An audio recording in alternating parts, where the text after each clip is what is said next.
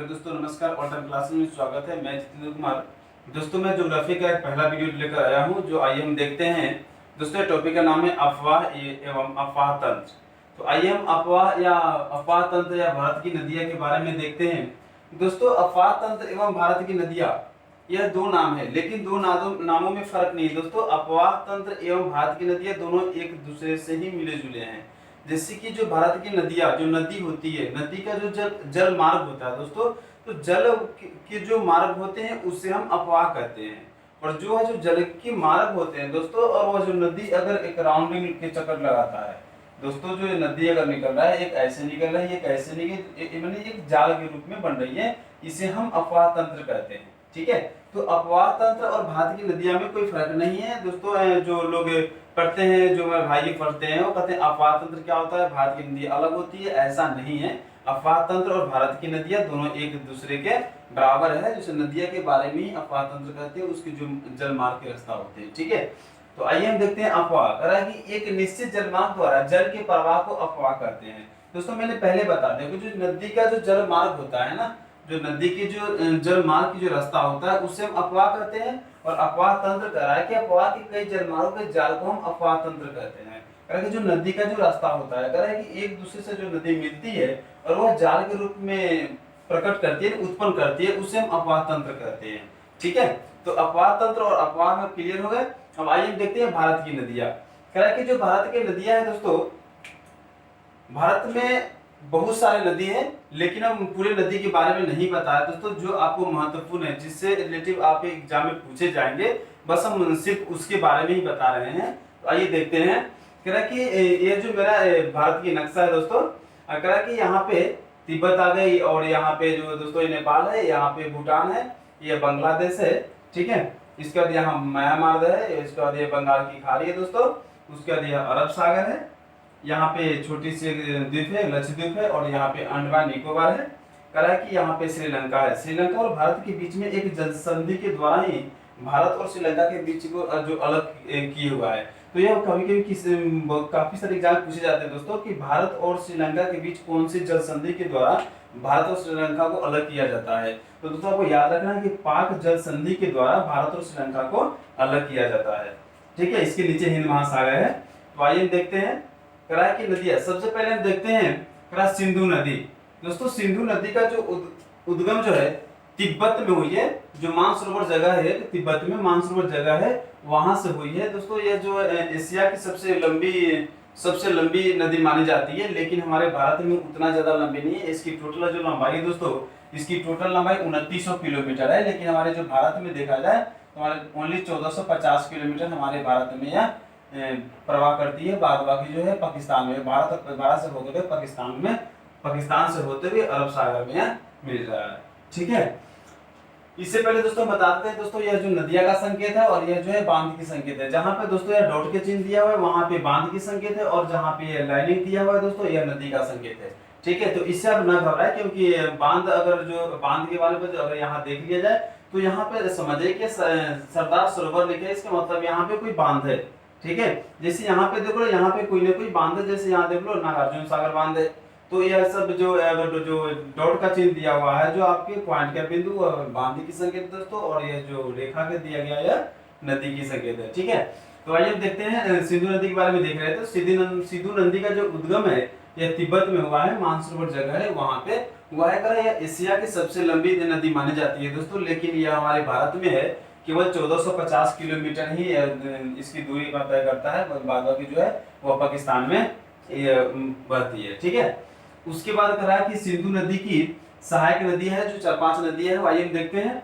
कह रहा है कि इसकी सिंधु नदी की जो सहायक नदी है, झेलम नदी है, चिनाब नदी है, रावी नदी है, सतलज नदी है, ब्यास नदी है, और भाकर नंगल बांध। दोस्तों, कह रहा है कि जो है सतलज नदी है, यह जो सतलज नदी है, यह भी तिब्बत से निकल रहा है दोस्तों। तिब्बत की जो मानसरोवर जगह है, जहां से सिंधु नदी मेरा निकल रहा है, वहीं से सतलज नदी निकल रहा है। और दोस्तों, इसी पे भाकर नंगला बांध बनाया गया है। दोस्तों, ये क्वेश्चन में पूछ दिए थे, बहुत सारे एग्जाम में पूछे जाते हैं, और पूछे भी गए हैं दोस्तों कि किस नदी पे भाकर नांगल बांध बनाया गया है दोस्तों। तो आपको याद रखना, सतलज नदी पे भाकर नांगल बांध बनाया गया है। ऐसे दोस्तों बहुत सारे नदी दिए गए हैं, बहुत सारे बांध बनाए गए हैं, लेकिन हम सारे बांधों पर सारे नदियों को नहीं पढ़ना है, क्योंकि सारे एग्जामों में ये सब नहीं पूछे जाते हैं दोस्तों। जो आपकी इम्पोर्टेंट जो महत्वपूर्ण जो नदियां है, जो बांध है, उसके बारे में सिर्फ बता रहे हैं। तो आइए देखते हैं, ठीक है। उसके बाद कह रहा है कि जमुना नदी, उसके बाद कह रहा है जमुना नदी है। जमुना नदी किसकी सहायक नदी दोस्तों? तो गंगा नदी की है। अब गंगा नदी की उद्गम कहाँ से हुई है, ठीक है, ये भी एग्जाम पूछते हैं, गंगा नदी की उद्गम कहाँ से हुई। तो अगर गंगा नदी की उद्गम है दोस्तों, यहाँ पे एक हिमालय है, हिमालय में एक जगह है गंगोत्री, हिमालय में एक जगह है गंगोत्री। तो गंगोत्री से ही हिमालय का उद्गम होता है, और यह बंगला यूपी होते हुए, बिहार होते हुए, ये यूपी बांग्लादेश होते हुए बंगाल की खाड़ी में मिल जाता है, ठीक है। तो दोस्तों जहां से ये नदी निकल रहा है गंगा नदी, तो गंगा नदी निकल रहा है, वहां पे गंगा नदी के नाम से जाना जाता है। लेकिन यह बंगाल में जब प्रवेश करता है दोस्तों, इसका नाम बदल जाता है, इसका नाम जो है पद्मा के नाम से प्रचलित हो जाता है। तो दोस्तों यह भी आपको क्वेश्चन पूछा जाएगा कि किस नदी को बांग्लादेश में पद्मा के नाम से जाना जाता है। तो दोस्तों आपको याद रखना है कि गंगा नदी को बांग्लादेश में पद्मा के नाम से जाना जाता है, ठीक है। अब कह रहा है कि गंगा नदी जो है, गंगा नदी की लंबाई है दोस्तों 2525 किलोमीटर इसकी लंबाई है, भारत की सबसे लंबी नदी है दोस्तों। ऐसे सिंधु नदी, लेकिन सिंधु नदी हमारे भारत में बहुत कम है, इसलिए सिंधु नदी को नहीं माना जाता है भारत में। भारत में अगर सबसे लंबी नदी है तो गंगा नदी है, ठीक है। और गंगा नदी का ही सहायक नदी यमुना नदी है दोस्तों। उसके बाद आपको बता दे घाघरा नदी है, उसका गंडक नदी है, ठीक है। जो घाघरा नदी और गंडक नदी नेपाल से निकला गया है। अच्छा दोस्तों, एक इम्पोर्टेंट बांध बनाया गया है गंगा नदी पे, गंगा नदी पे ही टिहरी बांध बनाया गया है, गंगा नदी पे ही दोस्तों यह टिहरी बांध बनाया गया है। ये जो एग्जाम में ये भी एग्जाम है दोस्तों, जो महत्वपूर्ण बांध है सिर्फ हम उसके बारे में ही बता रहे हैं दोस्तों। जो आपको महत्वपूर्ण नहीं है उसके बारे में मुझे नहीं पढ़ना है, क्योंकि ऐसे पढ़ना हो तो कोई बात नहीं, बुक दिया है, बहुत सारे बुक में दिया गया है, आप बुक से पढ़ सकते हैं। लेकिन अगर आपको एग्जाम से पढ़नी है दोस्तों, तो सिर्फ महत्वपूर्ण नदियां और बांधे के बारे में हम बता रहे हैं, ठीक है। उसके बाद कह रहा है कि हम गंगा नदी के बारे में पढ़ रहे हैं। गंगा नदी को जो बांग्लादेश में पद्मा के नाम से जाने जाते हैं, और ये कहाँ मिल रहा है? तो बंगाल की खाड़ी में मिल रहा है, ठीक है।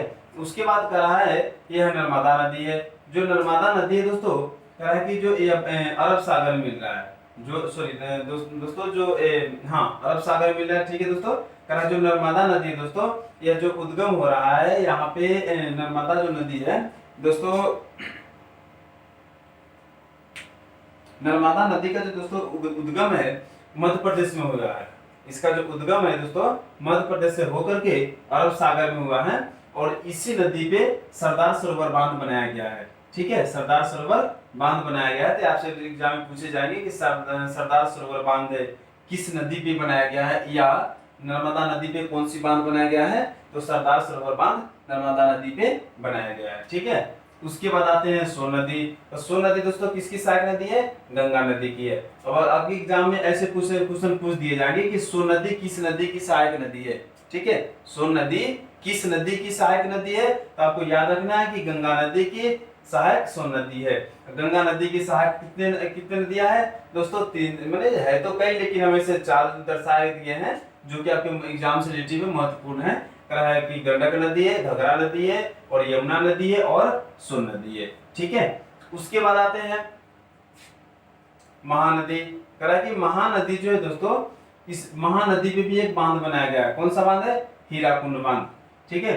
उसके बाद कह रहा है कृष्णा नदी। कृष्णा नदी जो है आपका केरल की तरफ से आया है, और ये जाके बंगाल के खाड़ी में मिल गया है। और उसकी इसकी जो सहायक नदियां है तुंगभद्रा नदी है। तो तुंगभद्रा नदी पे ही नागार्जुन सागर बांध बनाया गया दोस्तों।